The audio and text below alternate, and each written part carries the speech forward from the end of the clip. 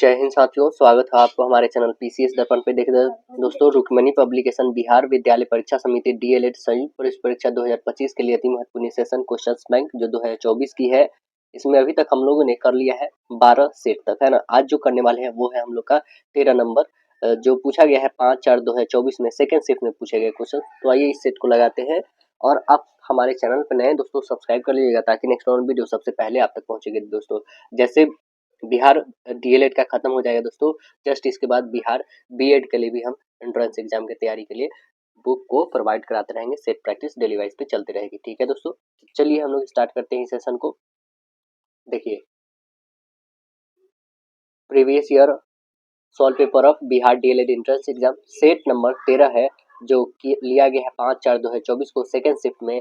तो देखिए, पार्ट 1 क्या है, जनरल हिंदी का है। आइए देखते हैं जनरल हिंदी में क्वेश्चंस क्या पूछे गए हैं।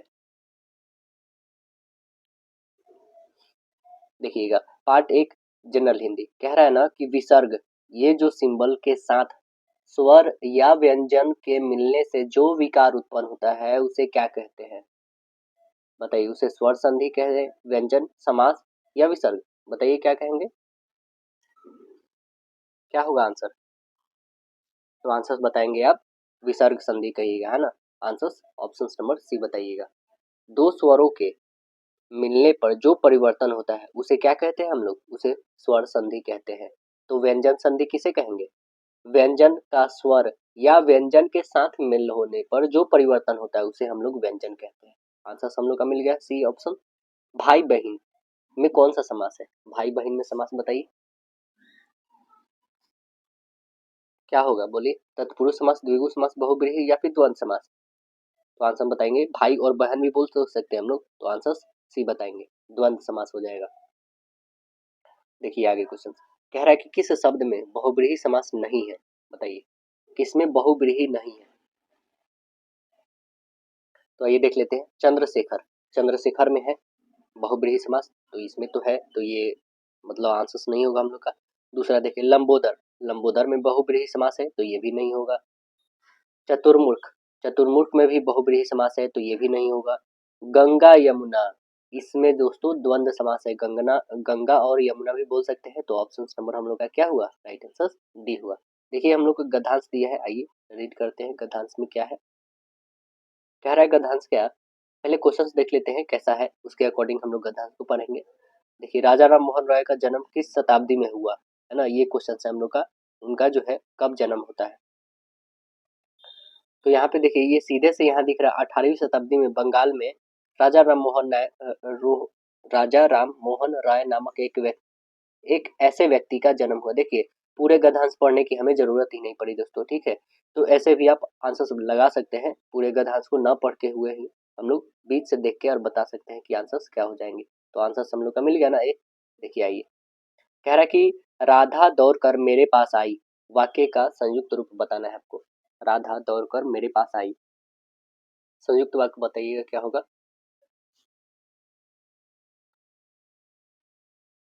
तो आंसर्स क्या बताएंगे? आंसर्स होगा कि राधा दौड़ी और मेरे पास आई। देखिए, और से यहाँ पे इंक्लूड करके इसे जोड़ दिया गया है। आंसर्स ये बता दीजिएगा। देखिए, वह परिश्रमी था लेकिन इसलिए सफल हुआ, वह परिश्रमी था इसलिए सफल हुआ। वाक्य का भेद बताना है, बताइए कैसा है? सरल है, संयुक्त है, प्रश्नवाचक है या मिश्र? देखिए, इसमें क्या प्रश्न पूछा गया है? इसमें बिल्कुल नहीं, तो ये सीधे से काट देंगे आप। अब हमारे पास तीन ऑप्शंस बच गए, सरल, संयुक्त और मिश्रित। चलिए बताइए क्या हो जाएंगे। यदि आप मिश्र वाक्य के बारे में जानते हैं, देखिए मिश्र वाक्य क्या होता है आपको बता दें, और संयुक्त वाक्य क्या होता है उसको भी बता देते हैं हम। देखिए, दो या दो से ज्यादा स्वतंत्र या मुख्य उपवाक्य को समूह होता है जो किसी योजक शब्द से जुड़े होते हैं ना, उसी को हम लोग क्या कहते हैं? संयुक्त वाक्य कहते हैं। जैसे और, अथवा, या, ये सबसे जुड़े होते हैं। तो जैसे यहाँ पे आ गया इसलिए, ये शब्द सीधे क्या कहलाएगा? ये आपका मिश्र वाक्य कहलाएगा, है ना। तो आंसर हम लोग का यहाँ पे बी तो करेक्ट हो जाएगा। देखिए, वह परिश्रमी था इसलिए सफल हुआ, यह मिश्र वाक्य का उदाहरण है। जिस वाक्य में एक प्रधान उपवाक्य और एक या एक से अधिक आश्रित उपवाक्य हो ना, तो उसे हम लोग क्या कहते हैं? मिश्र वाक्य कहते हैं। और सरल वाक्य किसे कहते हैं? तो सरल वाक्य आप बताइएगा जिन वाक्यों में एक ही क्रिया, एक ही कर्ता और एक ही उद्देश्य होता है उसे हम लोग क्या कहते हैं, सरल वाक्य कहते हैं। देखिए आगे कह रहा है अंग्रेजी के परिभाषिक शब्द जो है अलॉटमेंट के लिए सही हिंदी समानार्थक शब्द बताइए क्या होगा। बताइए अलॉटमेंट का क्या होता है, आवंटन करना, ऑप्शन सी बताइएगा आवंटन। आगे बताएंगे मेमोरेंडम के लिए सही परिभाषिक शब्द क्या होगा। मेमोरेंडम का मतलब क्या होता है, मेमोरेंडम का मतलब बताएंगे ज्ञापन, ऑप्शन बी करके बताएंगे ज्ञापन। देखिए आगे क्वेश्चन पूछा गया हम लोग से क्या, जहर उगलना मुहावरे का अर्थ बताइएगा क्या होगा। जहर उगलने का क्या होगा बोलिए, जहर उगलने का क्या होगा बोलिए। जहर उगलने का होगा सम्मानजनक बात कहना, अपमानजनक बात कहना, जहर खाना, उपयुक्त में से कोई नहीं। तो आंसर क्या बताइएगा, आंसर आप बताएंगे अपमानजनक बात कहना। राइट आंसर बी करके बताइएगा। इनमें कौन सा वाक्य अशुद्ध है, बताइए कौन सा वाक्य अशुद्ध है। कह रहा है कि इसके बाद क्या हुआ, ये तो क्वेश्चन पूछा गया, ठीक है। मेरे पास केवल एक घड़ी है, ये भी सही है। तुम सबसे सुंदर हो, ये भी ठीक है। उसे कोई पैतृक संपत्ति नहीं मिली, तो यहाँ पे ये हम लोग का क्या हो गया, गलत हो गया। तो क्या होना चाहिए था, यहाँ पे जो हमें मिला है उसे कोई पैतृक संपत्ति नहीं मिली। इस वाक्य में जो पैतृक शब्द है ना ये अशुद्ध है। इसके लिए सही क्या होगा चाहिए, तो ये होना चाहिए पैतृक, ऐसे लिखा जाता है दोस्तों, पैतृक ऐसे लिखा जाता है ना। तो यहाँ पे ये गलत है, इसी कारण ऑप्शन नंबर हम लोग का डी करेक्ट बन जाएगा। आगे क्वेश्चन देखिए, कह रहा है कि राहुल की बड़ी बहन रिया कल आई थी। बताइएगा ये कैसा पदबंध है, जो ये कलरफुल है जो रेड कलर का है ना, ये कैसा पदबंध है बताइएगा। राहुल की बहन, राहुल की बड़ी बहन रिया कल आई थी, बताइएगा क्या हो जाएगा। तो आप बताएंगे ये सभी नामे हैं, तो राहुल है ना, राहुल नाम आ गया, रिया नाम ही आ गया, सीधे कहाँ चल जाएंगे, संज्ञा के पास। आंसर ए बताएंगे। कह रहा है कर्मवाच्य का पहचान किस शब्द से होती है, बताइए किस शब्द से होता है। के लिए, को, ने, द्वारा, कर्मवाच्य का पहचान। तो आंसर बता देंगे कि कर्मवाच्य में कर्म में प्रथमा और कर्ता में तृतीय विभक्ति का उपयोग होता है। कर्मवाच्य में केवल सकर्मक क्रिया का वाक्य होता है, ठीक है, और इसको हम लोग द्वारा के तहत पहचानते हैं। आंसर डी करेक्ट बताएंगे। कह रहा अर्थ के आधार पर वाक्य के कितने भेद होते हैं, बताइए कितने भेद होते हैं। तो आंसर बता देंगे ऑप्शन नंबर ए, 8 भेद होते हैं। कितने होते हैं, 8 भेद होते हैं, है ना। देखिए आगे, जब पद में केवल उपमान के द्वारा अभेद बतलाया जाता है तब कौन सी शब्द शक्ति होती है, बताइए कौन सी शब्द शक्ति होती है। साध्य वासन लक्षणा, उपादन लक्षणा, लक्षण लक्षणा या प्रयोजन प्रयोजनवती लक्षणा। तो आंसर बताएंगे साध्य वचना लक्षणा। आंसर ए करके बताइएगा। अच्छा क्या कि निम्नलिखित वाक्यों में व्यंजना शब्द शक्ति का प्रयोग किस वाक्य में हुआ है, किस वाक्य में हुआ है। वह तो नीरी गाय है, राजस्थान भारत का एक राज्य है, गिरधारी शेर है, अंधेरा हो गया है सेठ ने नौकर से कहा, बताइए क्या है। तो आंसर क्या बताइएगा, आंसर बताएंगे आप ऑप्शन नंबर डी कि अंधेरा हो गया है सेठ ने नौकर से कहा। ऑप्शन क्या बताएंगे, डी होगा जो इसमें व्यंजना शब्द शक्ति का प्रयोग हुआ है। आंसर डी करेंगे। जब किसी वाक्य या शब्द का अर्थ मुख्यार्थ या लक्ष्यार्थ से अलग होता है वहां पे व्यंजना शब्द शक्ति का प्रयोग होता है। वह तो नीरी गाय है, इसमें क्या है, वह तो नीरी गाय है, इसमें है लक्षणा। क्या चीज है इसमें, तो इसमें है लक्षणा, शब्द शक्ति का प्रयोग हुआ है। राजस्थान भारत का एक राज्य है, इसमें कौन सा हुआ है, तो वाक्य में जो है रूढ़ि लक्षणा शब्द शक्ति का प्रयोग हुआ है। गिरधारी शेर है, इसमें कौन सा हुआ है, तो इसमें आप बता देंगे गिरधारी शेर है, इसमें लक्षणा कौन सा हुआ है, लक्षणा, लक्षणा शब्द शक्ति का प्रयोग हुआ है। आगे देखिए, कह रहा है कि जब जहां प्रस्तुत तथा अप्रस्तुत में धर्म एक धर्म संबंध वर्णित है वहां डैश होता है, वहां पे क्या होता है बताएंगे। प्रतीक अलंकार, संदेह अलंकार, विरोधाभास अलंकार, दीपक अलंकार। तो आंसर बताएंगे दीपक अलंकार। आंसर बी बताएंगे जहां प्रस्तुत और अप्रस्तुत में एक धर्म संबंध वर्णित होता है। क्षमा शोभती उस भुजंग को, क्षमा शोभती उस भुजंग को जिसके पास गरल हो में कौन सा अलंकार है। बात समझ पा रहे होंगे आप लोग कि क्षमा शोभती उस भुजाओं को, मतलब कि वो क्षमा करे तो उसको अच्छा मतलब कि हम बोलते हैं ना कि जो ताकतवर होते हैं वो कमजोर को यदि माफ करते हैं तो ये क्षमा किसको शोभा देता है, ये ताकतवर व्यक्ति के ऊपर शोभा देता है कि हाँ ये ताकतवर था, इसने कमजोर व्यक्ति को क्षमा कर दिया। तो ये कहने का तात्पर्य है यहाँ पे। तो कौन सी अलंकार इसमें आएगी ये बताना है आपको। कौन सी आएगी, अनियुक्ति अलंकार आ जाएगी। Option number A correct. जहाँ उपमान के बहाने उपमेय का वर्णन किया जाए या कोई बात सीधे न कह करके किसी के सहारे कहा जाए ना, तो वहां पे अनियुक्ति अलंकार होता है। उपमा अलंकार के कितने अंग है, उपमा अलंकार के कितने अंग है, तो 4 अंग। ऑप्शन नंबर बी कौन कौन है, उपमेय, उपमान, वाचक और साधारण धर्म। देखिए जिस व्यक्ति या वस्तु से समानता बताई जाए उसे क्या कहते हैं, उपमेय, उपमान, शब्द, वाचक शब्द या फिर धर्म, साधारण धर्म कहेंगे, बताइएगा। तो आपको पहले बता दें दोस्तों कि ना वाचक शब्द होगा ना साधारण धर्म होगा। ये हमें पता है कि उपमा अलंकार के 4 गो ये होते हैं, अंग होते हैं। कौन कौन, उपमेय, उपमान और साधारण धर्म और वाचक शब्द। लेकिन ये दोनों तो होंगे नहीं, क्या चीज के लिए, जब समानता बताई जाती है। तो उपमेय या उपमान में ही बताना है आपको, मात्र 2 ऑप्शन है और वो क्या हो जाएगा, तो आप बताएंगे उपमान। ऑप्शन बी कर बताइएगा, है ना। देखिए, मेघमय आसमान से उतर रही संध्या सुंदरी परी सी धीरे धीरे धीरे में कौन सा अलंकार है, बताइए कौन सा अलंकार है। तो आप देख रहे होंगे कि ये मेघमय आसमान, जो मेघ भरी आसमान है, पूरे ये आसमान ये कैसे उतर रही है, तो ये उतर रही परी बन के धीरे धीरे धीरे।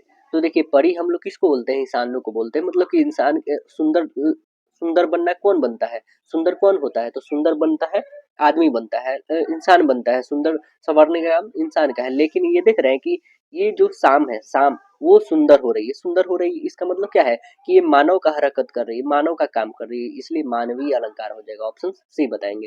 काली घटा का घमंड घटा में बताइएगा अलंकार कौन सा है, काली घटा का घमंड घटा। देखिए यहाँ पे घमंड घटा, यहाँ पे भी घटा, ये भी घटा, ये भी घटा, घटा, दो वर्ड्स है, दोनों दोनों जो है ना अलग अलग अपना अर्थ बताते हैं। तो यहाँ पे क्या हो जाएंगे, यमक अलंकार हो जाएंगे। अगला बताइए, अर्ध सम मात्रिक का छंद बताना है। अर्धसम मात्रिक का छंद क्या है, रोला, चौपाई, दोहा या कुंडलिया। तो आंसर क्या बता देंगे, दोहा। आंसर बी बताइएगा, दोहा।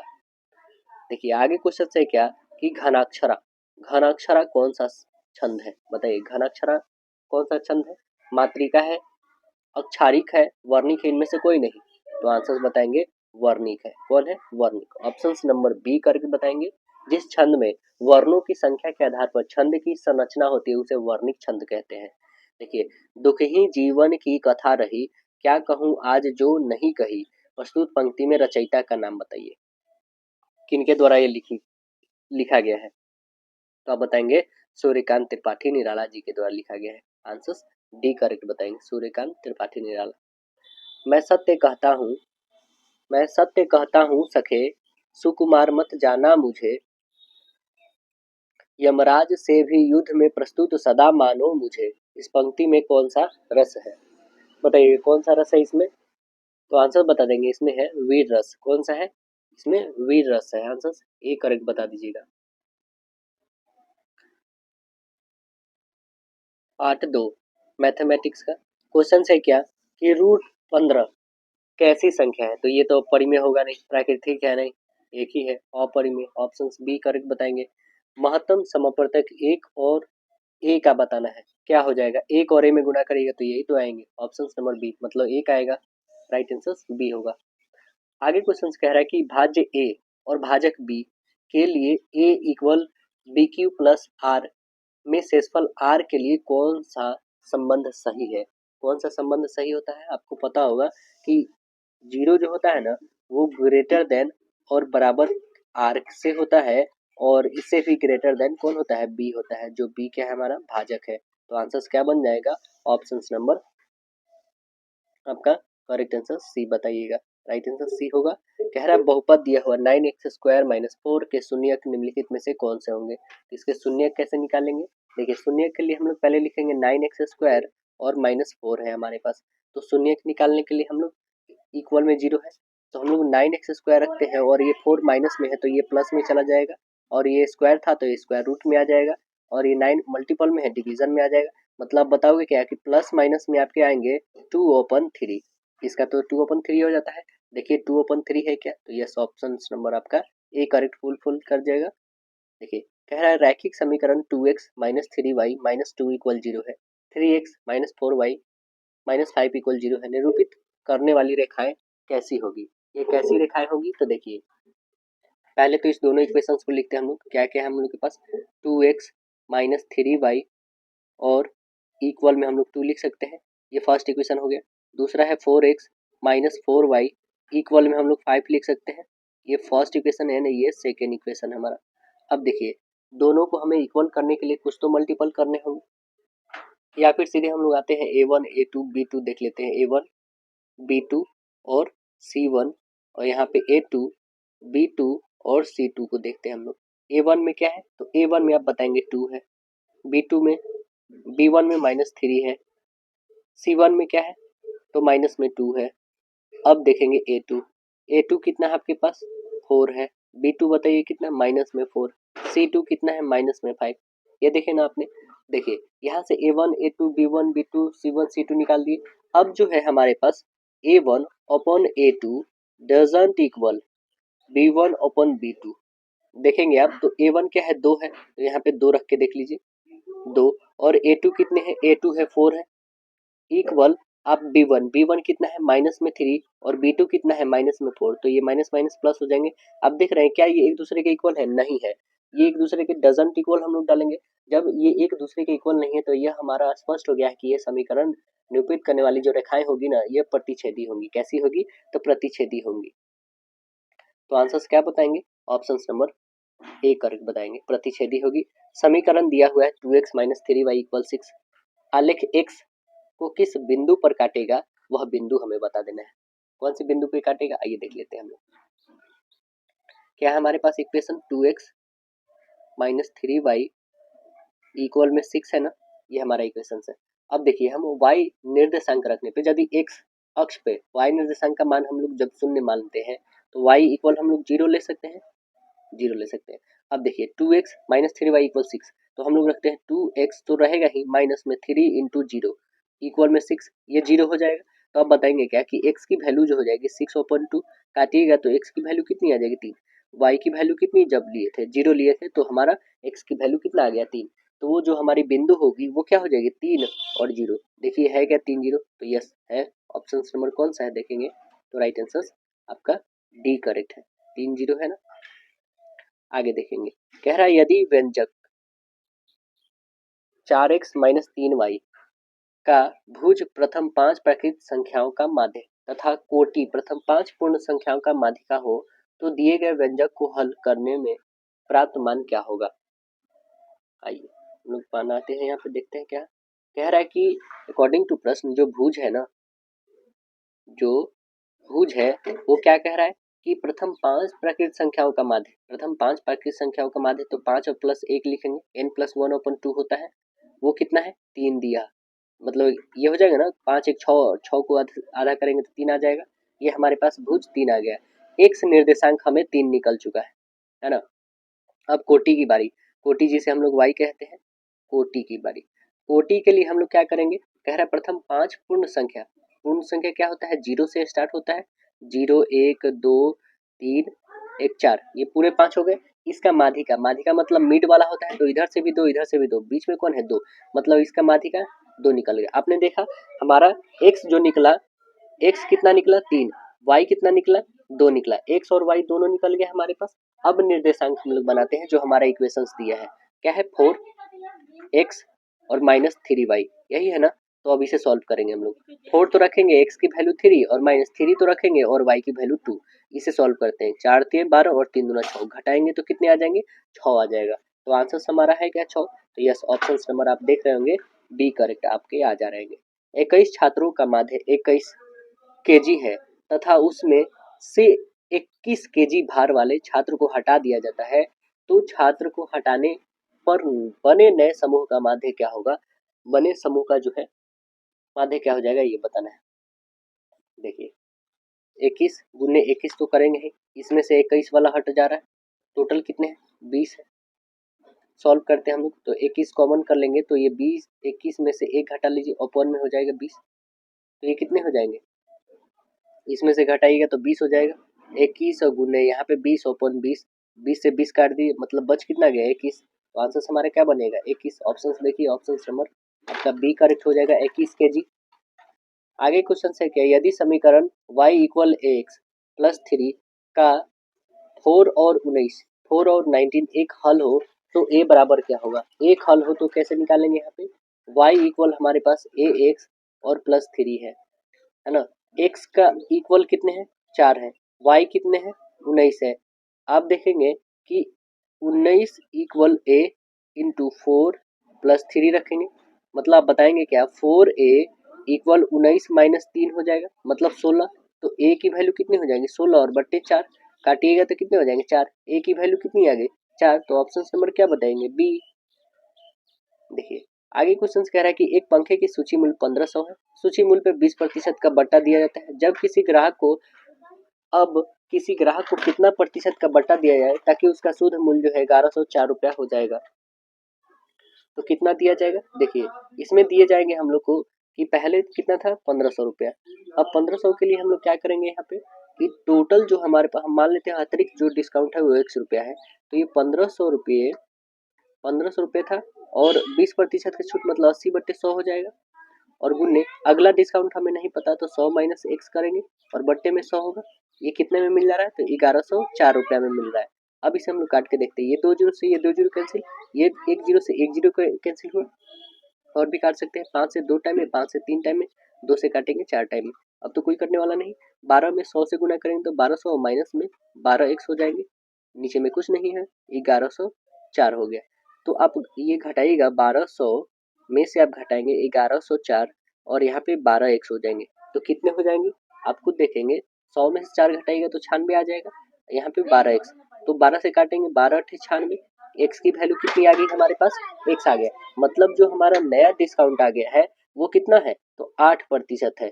अगला जो डिस्काउंट है वो कितना है तो 8%। ऑप्शन नंबर क्या बताएंगे right answer option number d correct बताइएगा। एक कुकिंग चूल्हा जो है वो 520 रुपए के तुरंत भुगतान और 520 रुपए के प्रति माह के 4 किस्तों का उपलब्ध है। यदि ब्याज की दर 25% वार्षिक हो तो चूल्हे का जो है नगद मूल्य होगा वो क्या, ये हमें बताना है। मान लेते हैं नगद भुगतान के बाद जो है शेष राशि होगा वो हम पी रुपया मान लेते हैं, है ना। कितना मान लेते हैं पी रुपया मान लेते हैं। अब जो है मासिक दर जो हमारा मासिक रेट जो है वो कितना हो जाएगा 25 और बट्टे 12 हो जाएगा। क्या इसे हम लोग काट सकते हैं 25/12 हम लोग ये रखते हैं हम लोग प्रतिशत में। प्रत्येक किस्त की राशि जो हो जाएगी वो कितनी हो जाएगी p into 1 plus n r. N r मतलब किस्तों की संख्या होता है, आर मतलब रेट होता है, अपॉन में 100 और अपॉन में हो जाएगा आपके पास एन मतलब किस्तों की संख्या प्लस एन इंटू एन और -1 इंटू आर हो जाता है। अपॉन में लिखते हैं हम लोग 2 इंटू 100, है ना। इसी को बस सॉल्व करना है आपको, किस्तों की संख्या निकलेगी। तो देखिए यहाँ पे हम लोग रखते हैं किस्तों की संख्या तो दी हुई है p into 1 plus n. N कितना है टोटल 4 किस्त है इंटू 25 है, अपॉन में कितने हो जाएंगे 12 और इंटू 100 होगा। अपॉन में लिखेंगे हम लोग टोटल 4 किस्त है यहाँ पे 4 और 4 में से 1 घटाएगा तो 3 और 3 यहाँ पे हो जाएंगे आपके 25 और नीचे में हो जाएगा 2 और गुन्ने 25 और गुन्ने 100 हो जाएंगे ना। अब चलिए इसे हम लोग कैलकुलेट करिएगा तो आपके पास आ जाएंगे दोस्तों, इसे कैलकुलेट तो इजी कर सकते हैं आप। तो आपके पास आ जाएंगे 520, है ना, और गुन्ने में आ जाएंगे 33 और बट्टे 8 हो जाएंगे। इक्वल में क्या लिखिएगा तो पी और गुन्ने 13/12 आ जाएंगे आपके। ये काटिएगा 4 से 2 टाइम में, ये 4 से 3 टाइम में, और कटने वाले तो है नहीं तो इसे आप काट सकते हैं आप 2 से, तो 2 से 2 टाइम में कटेंगे 2 छक्के और 0। अब इसे कैलकुलेट करेंगे तो पी की वैल्यू कितनी आ जाएगी 1980 रुपया। 1980 रुपया हमारा पी का वैल्यू आ गया। लेकिन हमें नगद मूल्य बताना है तो नगद मूल्य कितना हो जाएगा, बस इसमें आप जोड़ देंगे कितना रुपया तो 500, ये 20 रुपया जोड़ दीजिए, कितना हो जाएंगे आपके पास 2500 रुपया। देखिए 2500 रुपया है क्या, तो यस ऑप्शन नंबर आपके पास है 2500 रुपया, राइट आंसर सी करेक्ट है 2500 रुपया। कह रहा है कि बिंदु दिया हुआ ए और बी, बिंदु को मिलाने वाली रेखा का मध्य बिंदु क्या होगा, क्या हो जाएगा इसका मध्य बिंदु, आइए निकाल के देखते हैं। अकॉर्डिंग टू प्रश्न से हम लोग को निकालना है मिलाने वाली की मध्य। देखिए यहाँ पे एक लाइन जैसे हमने ड्रॉ कर दिया, ये ए हो गया हमारा, ये बी हो गया, मिड में एक कोई है, हम मान लेते हैं यहाँ पे पी है जो हमारा एक्स और वाई है, यही फाइंड करनी है हमें। जबकि ए की वैल्यू तो दिया हुआ है 4 और 5 और बी का भी वैल्यू दिया हुआ है आपके पास 6 और 5, तो हमें मिड पॉइंट निकालना है। मिड पॉइंट का फॉर्मूला क्या होता है तो देखिएगा P इक्वल मतलब एक्स वाई जो हमें फाइंड करना है, इसके फार्मूला होता है x1 प्लस x2 अपॉन 2 होता है ना। और y के लिए सेम वही y1 प्लस y2 अपॉन 2 होता है ना। यहाँ पे वैल्यू रखते चलेंगे। x1 की वैल्यू 4 और प्लस 6 और बट्टे 2 हो जाएंगे। y1 की क्या है, तो y1 का 5 और प्लस ये 5 और बट्टे 2 हो जाएगा। निकालेंगे 10 का आधा कितने 5 और ये 10 का आधा तो ये भी 5, मतलब जो हमारा मिड पॉइंट आ गया वो कितना आ गया 5 और 5 का रेशियो आ गया है, ठीक है ना। तो आइए देख लेते हैं 5 5 है क्या, तो यस ऑप्शन नंबर आप देख रहे होंगे, ऑप्शन आपके बी करेक्ट है। रेखाखंड ए बी जहाँ ए दिया है बी दिया है, मध्य बिंदु पी भी दिया हुआ है, तो हमें बी बताना है कि कितना है। देख रहे हैं यहाँ पे बी एक दिया हुआ है ना, इसमें बताना है कि इस बी का वैल्यू क्या होगा। अभी जस्ट जो बना है सेम उसी पे आपको बना देने हैं एकदम। देखिए जैसे यहाँ पे ए है, ठीक, यहाँ पे बी है, यहाँ पे कोई पी पॉइंट है जिसका दिया हुआ है, यहाँ पे वैल्यू दे दिया है इस बार -1 और क्या दिया हुआ है 1 दिया हुआ है ना, और b का भी वैल्यू दिया हुआ हमारे पास कितना है, तो b और +4 और 1 दिया हुआ है, और a का भी वैल्यू दिया हुआ है कितना -3 और b दिया हुआ। तो यही b का वैल्यू हमें फाइंड करके बताना है कि कितने होंगे। चलिए मध्य बिंदु से हम लोग निकालते हैं अकॉर्डिंग टू फार्मूला। p की वैल्यू क्या कितनी हो जाएंगी यहाँ पे, तो आप लिखेंगे x1 प्लस x2 अपॉन हो जाएगा 2, और सेम यहाँ पे y1 y2 अपॉन 2 हो जाएगा ना। तो x1 रखिएगा कितने हैं -3 और प्लस में 1 अपॉन 2 हो जाएगा y1 की वैल्यू, तो b और प्लस में हो जाएगा b और प्लस में हो जाएगा 4 अपॉन 2, और यहाँ पे दिया हुआ है -1 और 1। तो आपको पता है इसे x बोलेंगे और ये y, तो ये x जो है इसके इक्वल में होगा, ये y जो होगा इसके इक्वल में होगा। हमें b से मतलब है तो इससे तो लेंगे नहीं क्योंकि इसमें b है ही नहीं, तो इससे तो हम लेंगे नहीं, हम इससे चलेंगे y वाले से, ठीक है। तो सीधे हम लोग y वाले को लेते हैं। क्या है हमारे पास b+4 ओपन 2 है, ये कितने के बराबर है, तो ये 1 के बराबर है। क्रॉस मल्टीपल करेंगे तो 2b और प्लस में 4 हो जाएगा, इक्वल में 2 होगा ना। अब 2b की वैल्यू फाइंड करेंगे तो अब b इक्वल बताएंगे, ये 4 जाके उधर घटेगा तो माइनस में 2 आ जाएगा, ये डिवाइड में 2 आएगा, काटिएगा तो b की वैल्यू कितनी आ जाएगी माइनस में 1 आएंगे। क्या माइनस में 1 है ऑप्शन, देखिए तो यस ऑप्शन है आपके राइट आंसर सी करेक्ट है -1। आगे क्वेश्चन है कि किसी पृष्ठ के किनारे होते हैं, किसी पृष्ठ के किनारे होते हैं, कैसे होते हैं, रेखाएं वक्र पृष्ठ इनमें से कोई नहीं, कैसे होते हैं बताइएगा। तो रेखाएं होती हैं, किसी पृष्ठ के किनारे होते हैं कैसे होते हैं, तो रेखाएं होती है इसमें आंसर। ये बताइए, कह रहा है कि एक वृत्त जिसका क्षेत्रफल 24 है, 7 सेंटीमीटर त्रिज्या वाले दो वृत्तों के क्षेत्रफल का योग के बराबर है, तो वृत्त का व्यास क्या होगा, ये हमें बता देना है। चलिए हम मान लेते हैं कि पहला आर जो है हमारा, पहला आर 24 मान क्या लेते हैं, दिया हुआ ही पहला आर 24 है, ठीक है ना। दूसरे आर के लिए हम लोग ले लेते हैं कितने 7, ओके। अब पहले और दूसरे वृत्त का क्षेत्रफल निकालते हैं हम लोग। पहले वृत्त का क्या होता है पाई आर स्क्वायर, सेम इसका भी पाई आर स्क्वायर ही निकालेंगे। देखिए यहाँ पे हम लोग निकालते हैं, दोनों का पाई आर स्क्वायर ही है तो रखेंगे। पाई आर स्क्वायर के लिए हम पाई को कॉमन यदि कर ले, क्योंकि दोनों को जोड़ने के लिए बोला जाएगा, पाई कॉमन कर लेते हैं तो आर स्क्वायर और प्लस आर स्क्वायर बच जाएगा। तो यहाँ पे पाई को पाई ही रखते हैं, है ना। और आर, पहला आर कितना दिया है 24, 24 का होल स्क्वायर कर दीजिए। दूसरा आर कितना दिया है 7, 7 का होल स्क्वायर। तो यहाँ पे हम लोग लिखेंगे पाई तो पाई रह जाएगा, 24 का होल स्क्वायर 576 होता है और 7 का 49 होता है ना। दोनों को इंक्लूड करेंगे तो कितने हो जाएंगे, पाई हमारे पास आ जाएंगे 625 पाई हो जाएंगे, 625 पाई आ जाएंगे। अब जो है बड़े वृत्त का क्षेत्रफल 625 पाई आ चुका है हमारे पास। तो आप बताएंगे कि पाई आर स्क्वायर इक्वल क्या हो जाएगा, आर की वैल्यू हमें बताना है। तो आर इक्वल क्या लिखेंगे, पाई से पाई कैंसिल हो जाएगा, आर की वैल्यू कितनी हो जाएगी 25 आ जाएगी। तो जब हमारे पास त्रिज्या निकल गया 25, तो व्यास नहीं बता दीजिएगा, व्यास 2 से गुना मतलब 50, ऑप्शन देखिए 50 है, तो यस ऑप्शन नंबर आप डी करेक्ट बताइएगा 50 सेंटीमीटर। चित्र दिया हुआ है, इसमें एक्स का वैल्यू बताना है, सभी को इंक्लूड करने पे कितने के बराबर आता है 180 के बराबर। लिखिए 4 और 2 6 और 3 9, 9 एक्स बराबर कितने 180 लिखिएगा, 9 से काटिएगा तो 20 टाइम में, मतलब एक्स की वैल्यू कितनी आ गई आप बताएंगे 20 आ गई। जब एक्स की वैल्यू 20 आ गया है तो हमें क्या बताना है एक्स की वैल्यू, एक्स की वैल्यू ही तो निकाल तो दिया हमने, ऑप्शन नंबर बी करेक्ट होगा। देखिए कह रहा है 1 लीटर कितने घन सेंटीमीटर के बराबर होते हैं, बताइए कितने होते हैं बराबर, 1 लीटर कितने घन सेंटीमीटर के बराबर होते हैं, तो आंसर बताएंगे 1000 घन सेंटीमीटर के बराबर, आंसर सी बताइएगा। आगे बताइए क्वेश्चन, कह रहा वर्ग का क्षेत्रफल 8 सेंटीमीटर त्रिज्या के एक वृत्त के अंकित किया जा सके, उसका हमें बताना है कितना है क्षेत्रफल। देखिए जो वृत्त का व्यास है वो वर्ग के विकर्ण के बराबर होगा कि नहीं, बिल्कुल होगा। तो आइए हम लोग यहाँ पे वृत्त का जो व्यास है डी है, ये डायगोनल के बराबर होगा, विकर्ण के बराबर होगा, डायमीटर जो होगा डायगोनल के बराबर होगा। मतलब इसे हम लोग 2r बोलते हैं और वर्ग का विकर्ण रहने देते हैं। ठीक है, अब देखिए वर्ग का विकर्ण बराबर हम लोग लिखेंगे क्या, कि 2 और इंटू आर की वैल्यू तो 8 दिया हुआ, मतलब हमारा डायगोनल जो निकल गया वो कितना आ गया, 16 आ गया, 16 आ गया। वर्ग का क्षेत्रफल क्या होता है, तो वर्ग का क्षेत्रफल हम लोग निकालेंगे, जब वर्ग का क्षेत्रफल एरिया फाइंड करेंगे तो क्या बताएंगे कि डायगोनल का होल स्क्वायर अपॉन 2 होता है। तो डायगोनल कितना है 16, 16 का होल स्क्वायर करिए 16 गुने 16 और बटे 2, 2 से काटेंगे 8, 16 8 कितने हो जाते हैं 128, देखेंगे 128 है क्या, तो यस ऑप्शन नंबर आपके पास है बी करेक्ट, बी है 128। कह रहा 6 सेंटीमीटर त्रिज्या 8 सेंटीमीटर ऊंचाई एक बेलनाकार बोतल के तरल को खाली करने के लिए 2 सेंटीमीटर त्रिज्या 3.6 सेंटीमीटर ऊंचाई की शंक्वाकार बोतल की संख्या कितनी हो जाएगी, ये बतानी। बस दोनों को जो है कि हम लोग क्या निकालेंगे दोस्तों, तो दोनों का वॉल्यूम निकाल के और बस उसको डिवाइड कर देना है। तो आइए हम लोग निकालते हैं, पहले बेलन की बारी है। बेलन के लिए त्रिज्या दे रखी है 6, ऊंचाई दे रखी है हमारे 10, तो इसका आयतन क्या होता है पाई आर स्क्वायर एच होता है ना। हम पाई को वैल्यू रखेंगे नहीं क्योंकि पाई इसमें भी आता है, पाई से पाई दोनों को कैंसिल कर सकते हैं हम लोग, तो पाई यूं ही रहने दीजिए, आर 6 का होल स्क्वायर मतलब 36 लिख लीजिए और यहाँ पे 10 इतना रहने देते हैं हम लोग। ठीक है, ये जो भी यूनिट आएगा मीटर क्यूब या सेंटीमीटर क्यूब में रहेगा।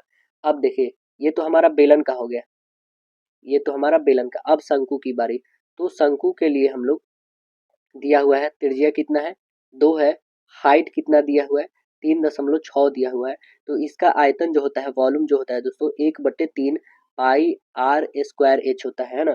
अब देखिए बस हमें रखना है, क्या बताना है, बोतलों की संख्या कितनी हो जाएगी ये बताना है। तो सबसे ऊपर किसको रखेंगे, तो ऊपर रखेंगे इसको, इसको बेलन को, और डिवाइड करेंगे शंकु से, है ना। तो देखिए इसका पहले वैल्यू रख देते 1/3, पाई को पाई रहने देते, आर आर की वैल्यू 2 है तो 2 से करेंगे तो 4 और एच की वैल्यू 3.6 आ जाएगी। क्या हम डिवाइड कर सकते हैं, बिल्कुल, इसको और इससे डिवाइड कर देते हैं। चलिए हम लोग लिखते हैं यहाँ पे पाई हमारे पास 36 और इंटू कितने हो जाएंगे 10 अपॉन में कितने हो जाएंगे 1/3, तो एक तो रहने देते हैं, 3 ऊपर चला जाएगा और एक पाई है भी है हमारे पास, और 2 से गुना किए हैं 4 और कितने हैं 3.6, यही है ना। डेसिमल को हटाइएगा तो ऊपर में 10 आ जाएगा। ओके, अब देखिए हमारे पास जो भी है, बस ये पाई से पाई पहले कैंसिल काटिए, है ना। ये 36 से 36 को काट सकते हैं आप, और भी कटेंगे तो काटिए, 2 से काटिए ये 5 टाइम में, फिर ये 2 से काटिए ये भी 5 टाइम में, कितने हो जाएंगे 25 या 75, मतलब बोतलों की संख्या टोटल कितनी आ गई 75 आ गया। ऑप्शन नंबर सी करेक्ट बताइएगा।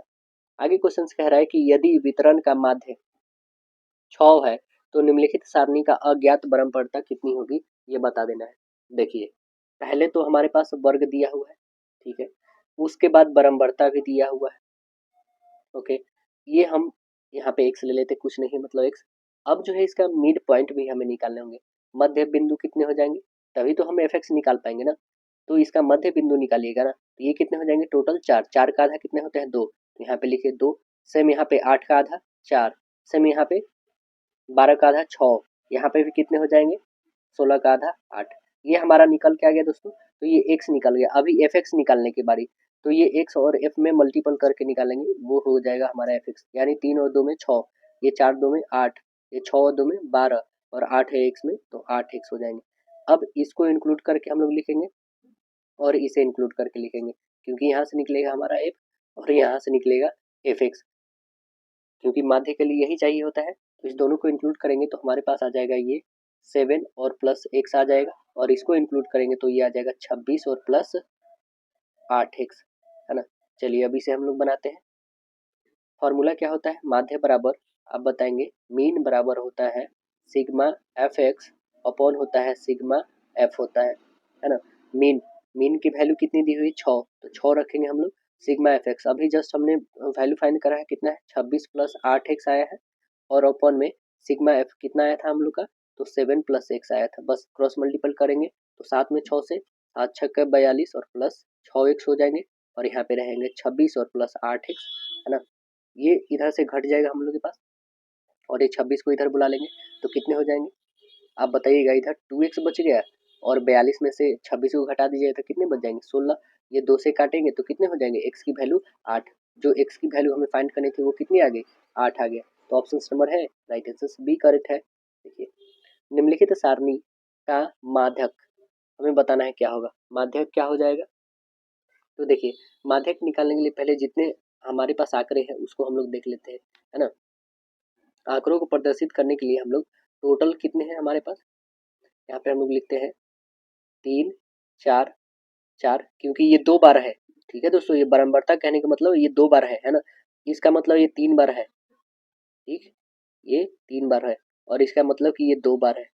अब देखिए टोटल संख्याएं कितनी है, तो आप बताएंगे 3 और 2 5, 5 और 2 7, एक टोटल 8 है, मतलब एक सम संख्या आ रही है।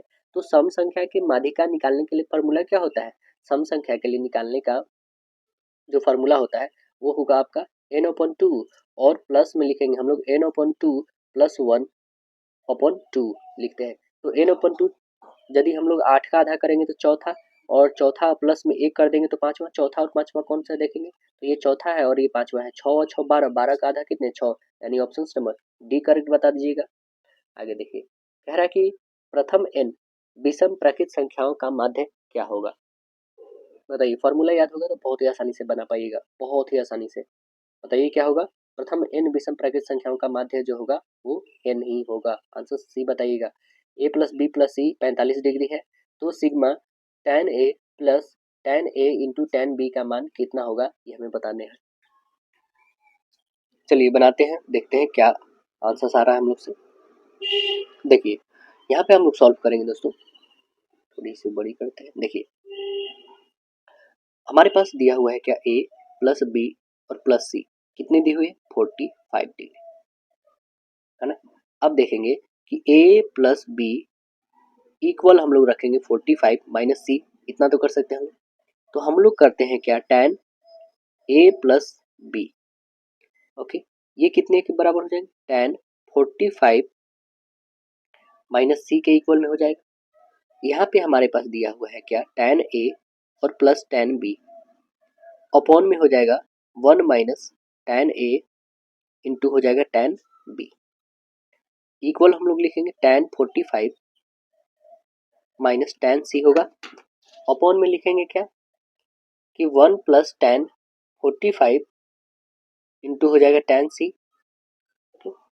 नेक्स्ट प्रोसेस करेंगे हम लोग तो कितना हो जाएगा, tan a प्लस हो जाएगा tan b इंटू लिखेंगे हम लोग 1 plus tan c, okay, equal में कितने हो जाएंगे हमारा, इसका करिएगा तो 1 minus tan a into tan b और इंटू हो जाएगा हमारा 1 माइनस tan c होंगे।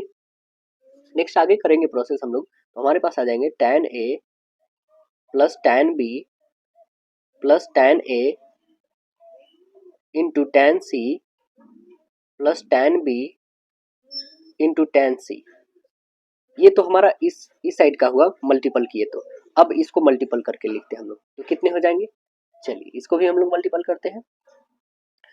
तो इसको मल्टीपल करेंगे तो हम लोग के पास आ जाएंगे 1 minus tan c minus tan a into tan b plus हो जाएगा tan a into tan b into tan c होंगे। आगे फिर प्रोसेस हम लोग करेंगे तो हम लोग के पास आ जाएगा tan a plus tan b plus tan c plus हो जाएगा tan a into tan b, यहाँ पे हम tan न लिखते हैं, सीधे इंटू b लिखते हैं, ठीक है। प्लस में हो जाएगा हम लोग का tan b इंटू में हो जाएगा tan c, प्लस में हम लोग लिखेंगे क्या, तो tan c, यहाँ पे tan को हटा ही देते हैं हम लोग, ठीक है, abc को ही सीधे रखते हैं, c इंटू a हो जाएगा इक्वल में 1 माइनस a इंटू बी, मतलब वही tan इसमें है इंक्लूड, है ना, ये बात आप समझेंगे, a b c है यहाँ पे। अब देखिए आगे हम लोग लिखेंगे कि सिग्मा यहाँ पे a है, tan अभी इसमें भी इंक्लूड है दोस्तों, ठीक है। आप जहाँ भी a b c लिख रहे हैं वहाँ पे याद रखेंगे tan है, वहाँ पे हम tan को हाइड कर रहे हैं ताकि लिखने में आप देख रहे हैं आपको भी उतना ये हो नहीं पा रहा है, इस कारण tan को हम यहाँ पे हटा के ऐसे बता रहे हैं आपको। प्लस में लिखेंगे सिग्मा, यहाँ पे हो जाएगा, ये हो जाएगा tan a into tan b हो जाएगा, इक्वल में 1 प्लस हो जाएगा पाई tan a, है ना, यहाँ पे लिखा हुआ है। अब इसे सिग्मा में हम लोग लिखेंगे क्या, यहाँ पे लिखेंगे कि सिग्मा ये tan a प्लस हो जाएगा tan a into tan b हो जाएगा, यदि सिग्मा हम कॉमन करते हैं तो इक्वल में कितने हो जाएंगे हमारे पास, यहाँ पे लिखेंगे 1 प्लस ये हो जाएगा हमारे पास पाई tan A हो जाएगा, होगा ना। अब यहाँ से जो हमारे पास आया है ये sigma tan A plus tan A into tan B equal 1 plus tan theta A, ये जो आया है देखेंगे ऑप्शन नंबर में है क्या। तो यस, ऑप्शन नंबर आप देखिएगा कौन सा है ऑप्शन नंबर आपके, तो आंसर बता देंगे। Right answer option number c, 1 plus tan pi a है ना आपके पास, तो आंसर सी करके बताइएगा जो हम लोग का आया है उधर में। सेक ए प्लस tan ए इंटू 1 माइनस साइन ए इक्वल क्या हो जाएगा, आइए इसे सॉल्व करके देखते हैं क्या हो जाएगा। लिखते हैं हम लोग यहाँ पे क्या हमारे पास कि सेक को हम लोग क्या लिखेंगे 1 अपन कॉस लिख सकते हैं, ठीक है। प्लस में tan को क्या लिखेंगे साइन अपन कॉस, ना तो पता होगा आपको, इक्वल इंटू लिखेंगे 1 माइनस जो हमारे पास साइन दिया है इसको लिखते ही वैसे ही रहने देते हैं। अब देखिए इसे हम लोग एलसीएम कॉमन कर ले तो क्या बचेगा, हम यहाँ पे एलसीएम लेंगे तो कॉस ही रहेगा, तो यहाँ पे लिखेंगे 1 प्लस साइन इंटू हो जाएगा 1 माइनस साइन, है ना। इसे लिखेंगे हम लोग क्या, यदि दोनों को एलसीएम ले लेते हैं तो हमारे पास क्या आ जाएगा सीधे कॉस थीटा, तो यहाँ पे लिखेंगे 1 प्लस साइन 1 प्लस साइन और यहाँ पे हो जाएगा 1 माइनस साइन, है ना। तो इसे हम लोग करते हैं कि एक है ए प्लस बी, एक है ए माइनस बी, तो हम लोग लिखे ए स्क्वायर माइनस बी स्क्वायर लिख सकते हैं, अपॉन में कॉस रहेगा, इतना तो लिखेंगे। अब देखिए क्या 1 माइनस साइन स्क्वायर को हम लोग लिखते हैं क्या कॉस स्क्वायर, अपॉन में कॉस है, तो कॉस से एक कॉस स्क्वायर को कॉस काटेंगे तो बच क्या गया कॉस ए बच गया बस। तो आंसर देखिए कॉस है क्या, तो यस ऑप्शन नंबर आपका राइट आंसर डी है कॉस ए। देखिए 1 plus tan theta upon 1 minus tan theta equal दिया हुआ है √3, तो हमें इस थीटा का वैल्यू बता देना है कि कितना होगा। चलिए इसे थीटा की वैल्यू निकाल के देखते हैं क्या आ रहा है हम लोग का। देखिए जो क्वेश्चन दिया हुआ वो पहले हम लोग रखते हैं 1 प्लस टेन थीटा अपॉन में क्या है हमारे पास 1 माइनस टेन थीटा इक्वल में क्या दिया हुआ है √3। √3 को हम लोग क्या लिख सकते हैं tan 60 नहीं लिख सकते हैं, तो इसको हटाइए दीजिए, पहले tan 60 लिख दीजिए, tan 60 डिग्री इतने हो जाएंगे, √3 का वैल्यू tan 60 होता है। अब देखिए आगे प्रोसेस करेंगे तो 1 प्लस ये तो हमारे पास tan थीटा रहेगा ही रहेगा, अपॉन में लिखेंगे कि 1 माइनस 1 इंटू क्या हम लोग ये tan थीटा लिख सकते हैं क्या, बिल्कुल लिख सकते हैं, ऐसे हम लोग कर सकते हैं। इक्वल में हम लोग के पास है tan 60 है, ओके। अब देखिएगा क्या हम लोग ऐसे लिख सकते हैं, आपको पता होगा 1 जो है tan किसके बदले होता है tan 45 का वैल्यू होता है कि नहीं, tan 45 का 1 ही होता है, प्लस में यहाँ पे tan थीटा ही रखेंगे हम लोग, सेम यहाँ पे भी वही करेंगे, 1 का वैल्यू कितना है 1 ही रखेंगे, माइनस ये 1 के वैल्यू हम लोग tan 45 रख सकते हैं, इंटू हो जाएगा आपके पास tan थीटा इक्वल में tan 60 है, ठीक। अब देखिए ये जो हमारे पास ऊपर में आया है tan को कॉमन करते हैं तो 45 प्लस थीटा आएगा, यहाँ पे ऊपर में यदि हम लोग कॉमन करते हैं tan को तो 45 और प्लस थीटा आ जाएगा, नीचे में कॉमन करेंगे हम लोग तो क्या बचेगा हमारे पास, अब देख रहे हैं यहाँ पे tan 45 और ये tan थीटा, ये 1 है हमारे पास, ओके। यहाँ पे हम लोग देखेंगे तो क्या बचेगा हमारे पास, इक्वल में सीधे यहाँ पे tan 60 डिग्री आएगा ना इतना। क्या हम लोग tan से tan को कैंसिल कर सकते हैं, जब tan को tan से हम लोग कैंसिल कर लेंगे तो हमारे पास क्या बचेगा, tan से tan कैंसिल, तो आप बताएंगे कि थीटा बदले हो जाएगा 60 में से 45 घटाएंगे तो 15, यानी कि जो हमारा थीटा की वैल्यू आएगी वो कितनी आ जाएगी 15 डिग्री, है क्या ऑप्शन नंबर, तो यस ऑप्शन नंबर आपके हैं option number c correct. Part 3 science question है खदाने, खदानों जैसे गेहूं चावल मक्का बाजरा और ज्वार से हमें मुख्य रूप से प्राप्त होता है, क्या प्राप्त होता है बताइएगा, कार्बोहाइड्रेट, क्या प्राप्त होता है कार्बोहाइड्रेट, आंसर सी बताएंगे। दूध का पीएच वैल्यू बताइए कितने होते हैं, दूध का पीएच वैल्यू, तो आंसर बताएंगे 6.6 होता है दूध का पीएच वैल्यू। कह रहे हैं कि तत्व मैग्नीशियम सल्फर के साथ अभिक्रिया करके कौन सा बंध बनाता है बताइए, तो आंसर क्या बताएंगे आयनिक बंध, कौन बंध बनाता है आयनिक बंध बनाता है। घर का रोशनदार छत के काफी निकट दिया जाता है, क्यों दिया जाता है बताइए, क्योंकि गर्म हवा ऊपर उठ के रोशनदान से बाहर निकल जाए, जिसको हम लोग वेंटिलेटर कहते हैं। आंसर सी करेक्ट होगा। आगे देखेंगे, कह रहा व्हिटकेयर का साम्राज्य है। व्हिटकेयर का साम्राज्य क्या है बताएंगे? Plant, animalia, Monera, protista, fungi. बिल्कुल सही बताएं, ऑप्शन डी होगा, पांचों है। देखिए, झिल्ली से बंधी नलिकाओं, पुटिकाओं और कुंडों की एक जटिल प्रणाली है, वो कौन सी है प्रणाली? कौन सी प्रणाली है वो? तो वो प्रणाली है एंडोप्लाज्मिक रेप्टिकुलम। एंडोप्लाज्मिक रेप्टिकुलम आंसर डी है। संयुक्त राष्ट्र पर्यावरण कार्यक्रम का मुख्यालय कहाँ स्थित है? कहाँ है? तो आंसर बताएंगे नैरोबी केन्या में। कहाँ पे? Nairobi Kenya. आंसर डी बताइएगा। फलों के पकाने के लिए निम्नलिखित में से कौन सा पादप हार्मोन उत्तरदायी है? कौन सा है पादप हार्मोन? उसका नाम है एथिलीन। कौन सा है? एथिलीन। आंसर ए करेक्ट बताएंगे, C2H4 है। जीन के वैकल्पिक रूपों को क्या कहा जाता है? जीन के वैकल्पिक रूपों को क्या कहते हैं? एलील कहते हैं। क्या कहते हैं? एलील। आंसर से बताएंगे, किसी भ्रमणशील वस्तु की चाल 0.06 मीटर पर सेकेंड है, यह चाल निम्नलिखित में से किसके बराबर है? किसके बराबर है? देखिएगा, मीटर पर सेकेंड में है, किलोमीटर पर आवर में चेंज करने के लिए पता है क्या करना होता है? तो इसको बस 18/5 से गुना, 0.06 गुन्ने यहाँ पे कर दीजिए 18 और बट्टे 5 से गुना, नीचे में आप ब्रेक करोगे तो ये 100 आ जाएंगे। क्या ये डिविजिबल है? तो काट के देखिए, यदि नहीं है तो डेसिमल में ही आंसर आएंगे, और वो डेसिमल में 0.216 किलोमीटर प्रति घंटा। देखिए है क्या ऑप्शन नंबर? तो यस, ऑप्शन नंबर आपके पास है, राइट आंसर सी करेक्ट होगा। आगे क्वेश्चन है हम लोग का, क्या कह रहा है कि पृथ्वी के तल से h ऊंचाई तक उठाई गई किसी m द्रव्यमान की वस्तु का गुरुत्वीय स्थितिज ऊर्जा क्या होगी? बताइए क्या हो जाएगी इसकी गुरुत्वीय स्थितिज ऊर्जा? तो आप बता देंगे mgh होती है, mass into gravity into height. Option number b correct बताइएगा। देखिए आगे क्वेश्चन, उत्प्लावन बल को डैश के रूप में जाना जाता है, किस रूप में जानते हैं बताइएगा उत्प्लावन बल को? तो आंसर बताएंगे, उत्प्लावन बल को हम लोग जानते हैं प्रणोद बल के रूप में। आंसर डी बताएंगे, प्रणोद बल के रूप में। विस्थापन तरल का भार बराबर होता है उत्प्लावन बल, जो mg होता है। देखिए, डॉल्फिन, चमगादड़ और पोर्पोइज का क्या उपयोग है? क्या उपयोग है इसका बताएंगे? तो इसका उपयोग है ना, ये अल्ट्रासाउंड रिलीज करता है। आंसर ए बताएंगे। कह रहा है पंजाब में भूमि निम्नीकरण का मुख्य कारण क्या है?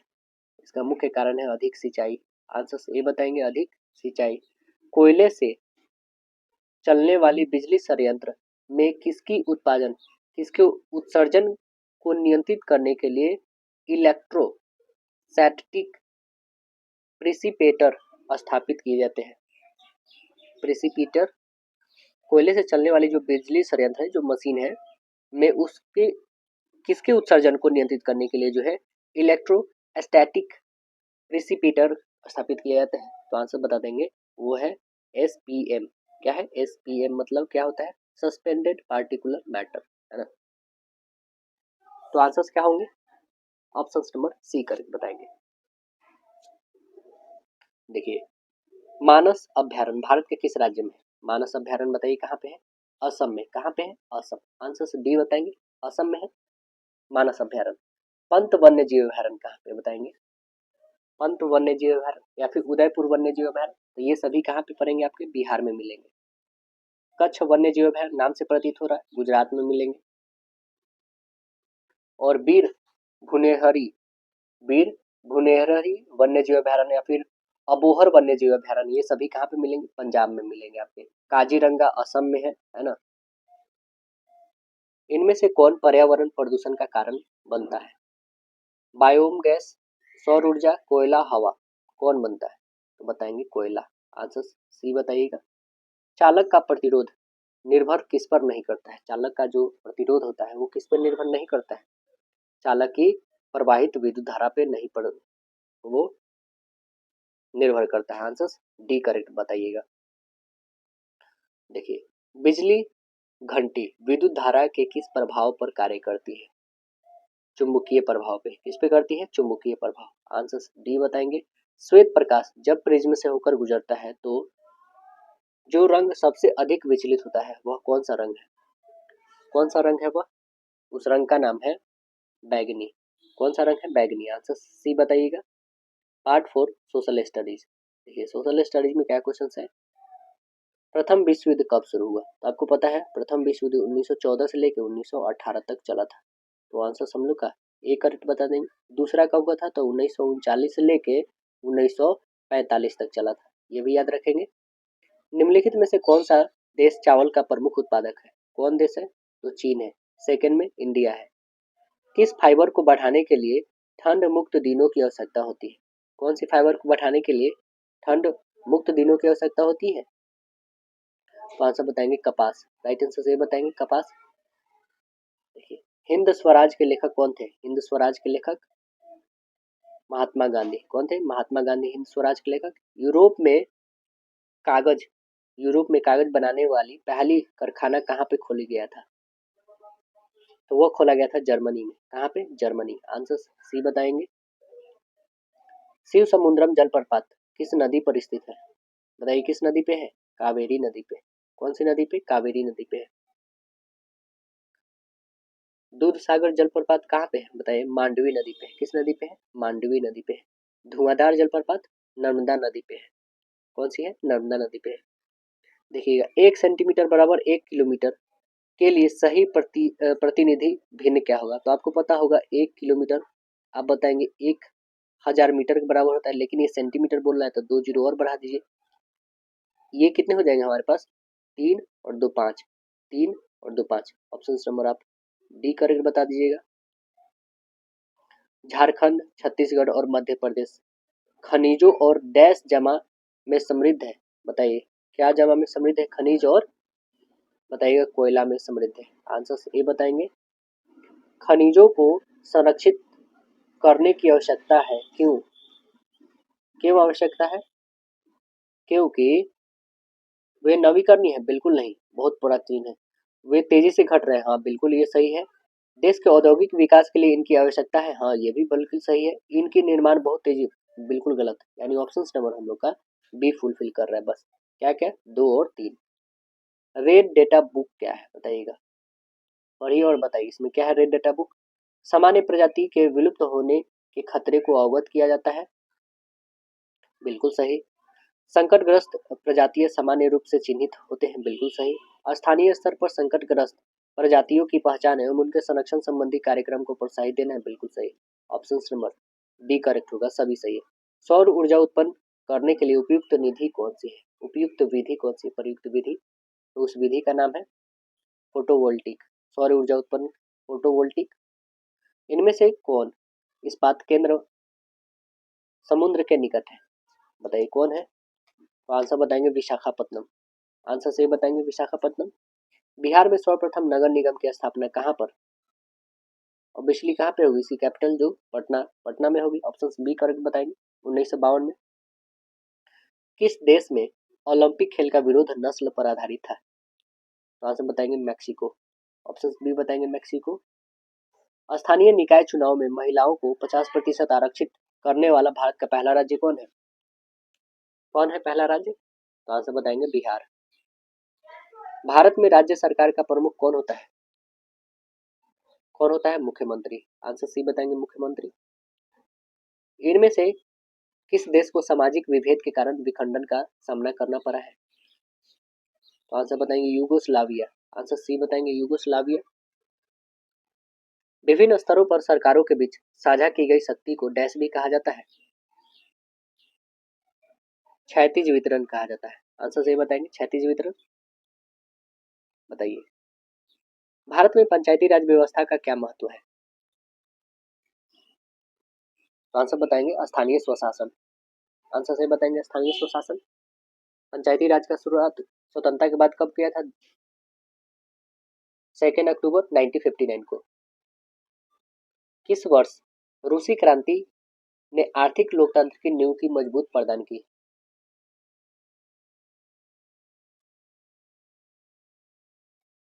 कब किया था? तो 1917 में। आंसर बी करेक्ट बताएंगे। Part 5 general English. Choose the past perfect continuous tense of the sentences. क्या है? The children played in the park throughout the event. तो आंसर बताएंगे the children had been playing in the park throughout the event. Answer D correct बताएंगे। Complete the sentence using appropriate options. Mathematics that's difficult by many students. तो answer बताएंगे mathematics is found difficult by many students. Answer A प्राप्त। Answer ए बताइए, मतलब कह रहा है कि गणित जो है बहुत सारे, कह रहा है कि बहुत स्टूडेंटों के द्वारा क्या बताया गया, कठिन विषय बताया गया है। Select the most appropriate option to change the sentence from direct speech to indirect. मतलब हमें नरेशन बताने हैं। आइए नरेशन बना के देखते हैं हम लोग क्या होंगे। कह रहा है कि I will be late tonight he said. बताइए क्या हो जाएगा आंसर, आंसर्स बताइएगा। कहिएगा कि he told me that he would. क्या होगा यहाँ पे, ही वुड है ना, क्योंकि यहाँ पे आई है तो ही वुड होगा, ये सेकेंड पर्सन के according. We late that night. तो आंसर हमारा क्या बनेगा, राइट आंसर ये बताएंगे। Select the most appropriate option to change the sentence from direct speech to indirect. ये भी नरेशन है। कह रहा है क्या, grandpa said to me. Grandpa ने मुझसे कहा क्या, मे गॉड ब्लेस यू, है ना। तो बताइएगा क्या बनेगा इसका, इसका बताइएगा कि ग्रैंडपा प्रेड, वो प्रार्थना कर रहे हैं किससे, भगवान से, कि तुम क्या रहो, अच्छे से रहो, है ना।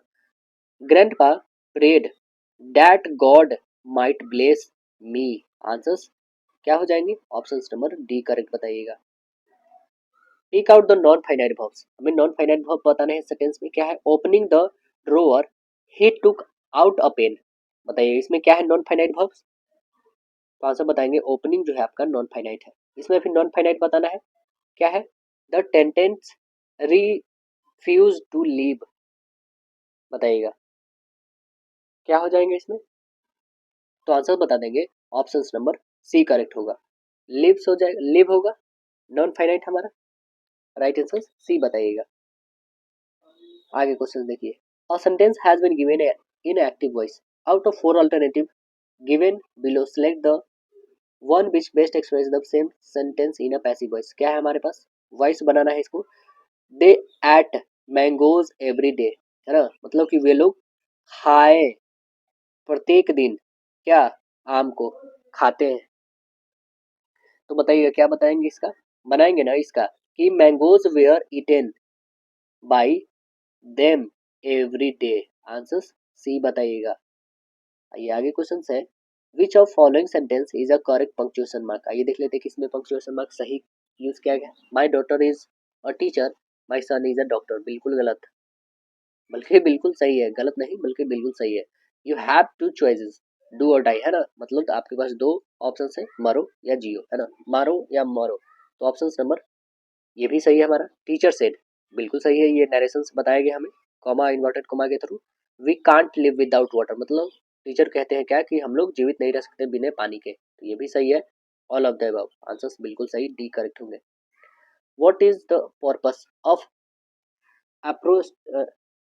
अप्रोस्ट्रोफिस अप्रो apostrophes in a sentence. Apostrophes कहते हैं इसको, हम लोग बोलते हैं दोस्तों एप्रोस्ट्रोफ, इसके बीच में जो सेंटेंस होता है। तो इसका पर्पस क्या होता है, इसका पर्पस क्या होता है बताएंगे। इसका पर्पस आप बताएंगे, टू शो ऑनरशिप, मतलब बताना है कि इस पे ज्यादा हाईलाइट किया गया, इस पे ज्यादा फोकस ये ऑनरशिप का बताया रहा है। Fill up the blank with the correct options. क्या कह रहा है, he goes to college dash train. बताइए क्या होगा, he goes to college by train. Answers d correct बताएंगे, है ना, बताइएगा। Fill up the blank with the correct options. क्या है question, he put dash his shirt, he put on his shirt, है ना।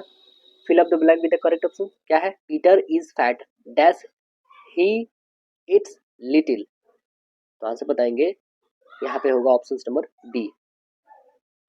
Fill up the blank with the suitable linker. क्या है हमारे पास, एडिसन डिड द क्या है, experiment for 1,000 times dash he invents the light bulb। क्या है हमारा, Edison did the experiment. Edison जो है, थॉमस एडिसन ने ही तो बल्ब का आविष्कार किया था, तो वही बता रहा है कि Edison did the experiment for the 1,000th time dash he event the light bulb, मतलब उन्होंने कितने बार, हजारों बार उसको एक्सपेरिमेंट करा तब जाके उन्होंने लाइट बल्ब का आविष्कार इवेंट कर पाया, है ना। तो आंसर यहाँ पे क्या फुलफिल होगा, एट लास्ट, मतलब लास्ट मतलब कि कहने का मतलब कि प्रातः उनको क्या हो गया, ये खोज कर पाए उन्होंने लाइट बल्ब का। Select the alternative which best express the meaning of items या फ्रेजेस। देखेंगे हम लोग क्या है हमारा आइटम्स या phrases. In the long run, in the long run का मतलब होता है दोस्तों अंततः, है ना, अल्टीमेटली बोल सकते हैं। Answers options D. Select the alternative which best express items या फ्रेज। बैकअप मतलब क्या होता है, समर्थन करना। तो आंसर बताइए क्या हो जाएगा समर्थन का।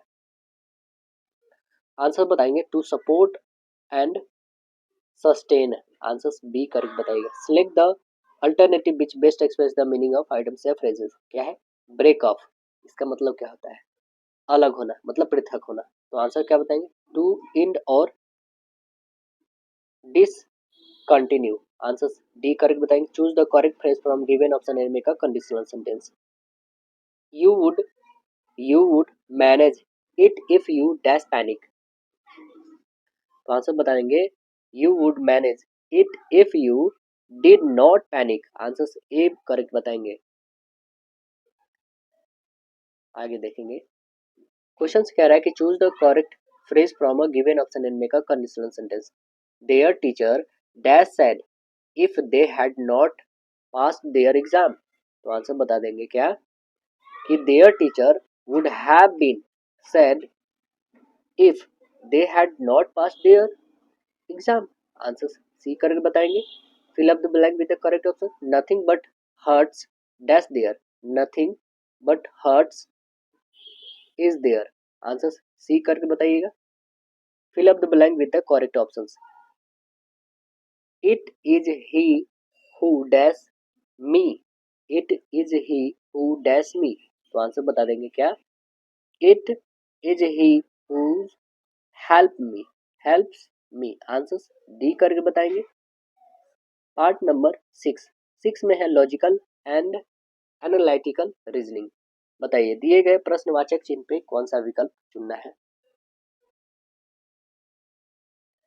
कौन सा आ रहा है आप लोग को।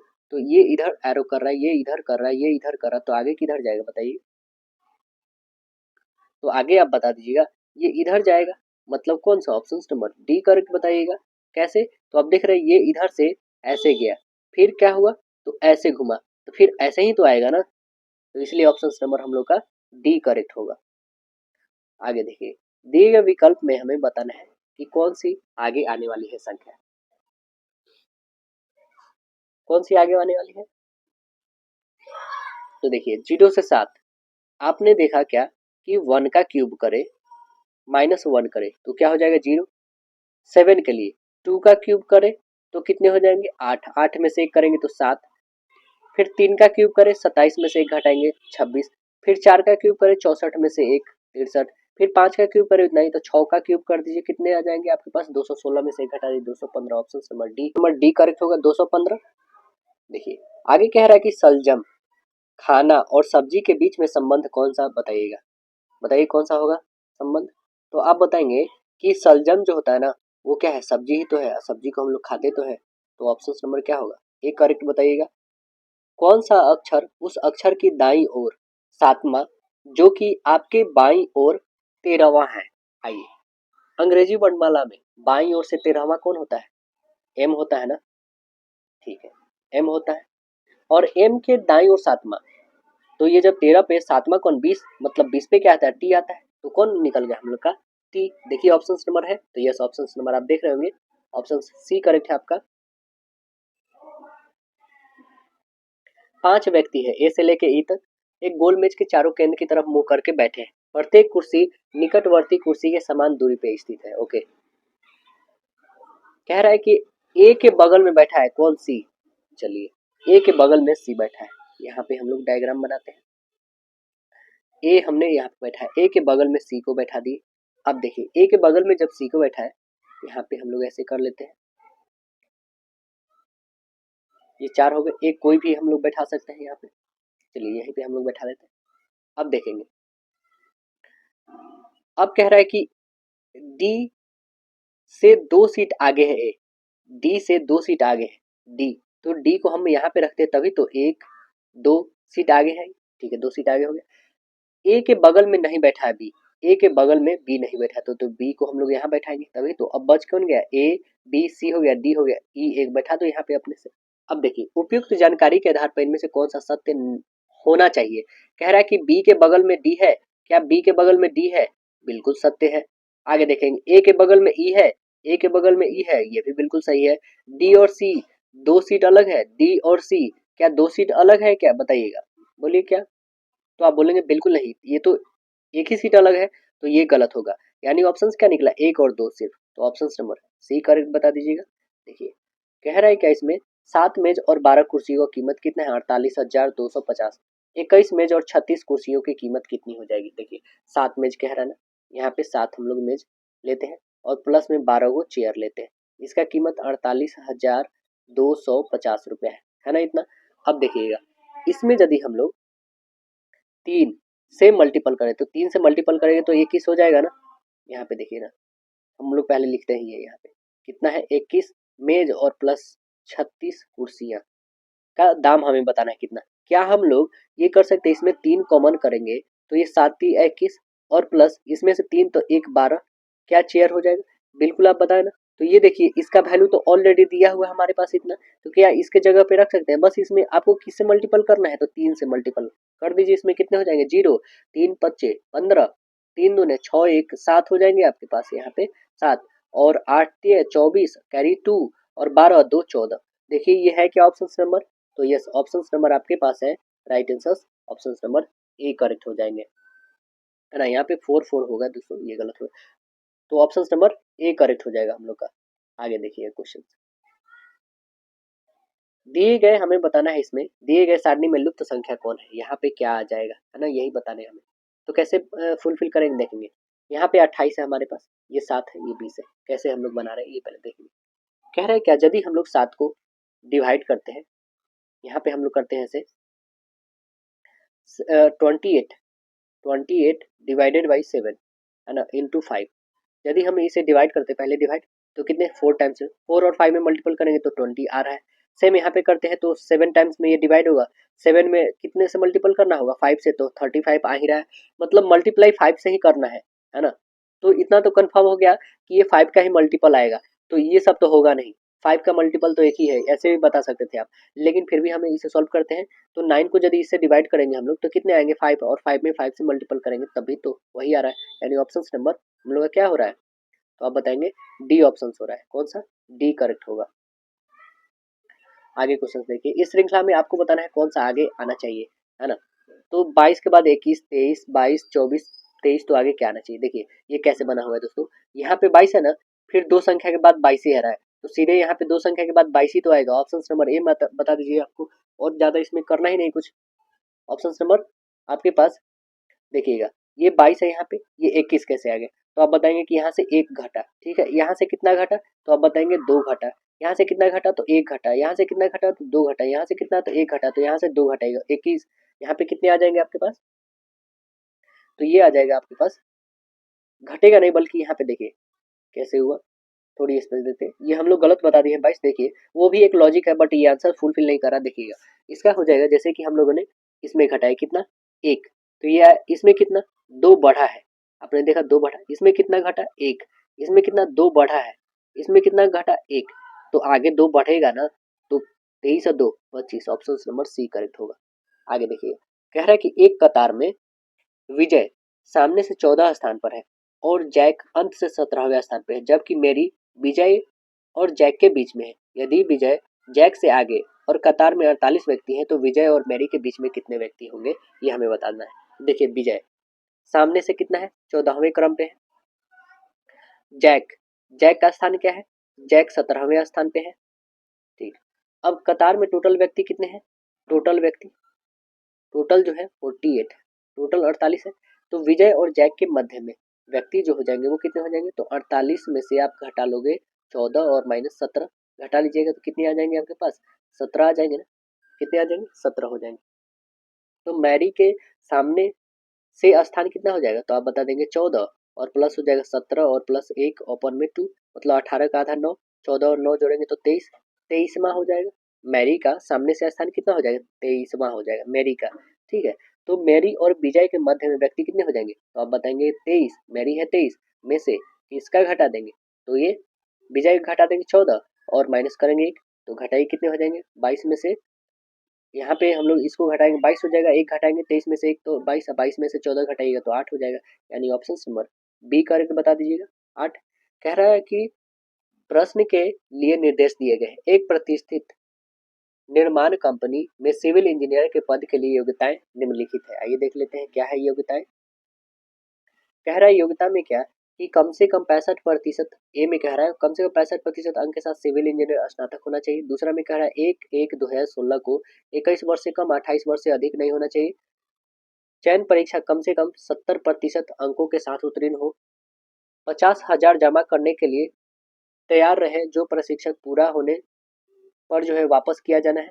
देखिए अब कह रहा है हालांकि यदि कोई उम्मीदवार उपयुक्त मापदंडों को पूरा करता है तब क्या होता है, तो कह रहा है पहला में क्या कि ऊपर जो एक दिए एक को छोड़कर लेकिन पिछले सेमेस्टर में परीक्षा में उपस्थित हुआ है और पिछले 7 सेमेस्टर में 75% अंक प्राप्त किए हैं तो मामला उपाध्यक्ष को भेजा जाएगा। दूसरा कह रहा है डी पर लेकिन इस क्षेत्र में 1 वर्ष से अधिक समय तक काम करने का अनुभव, मामला कंपनी के महाप्रबंधक एमडी को भेजा जाएगा।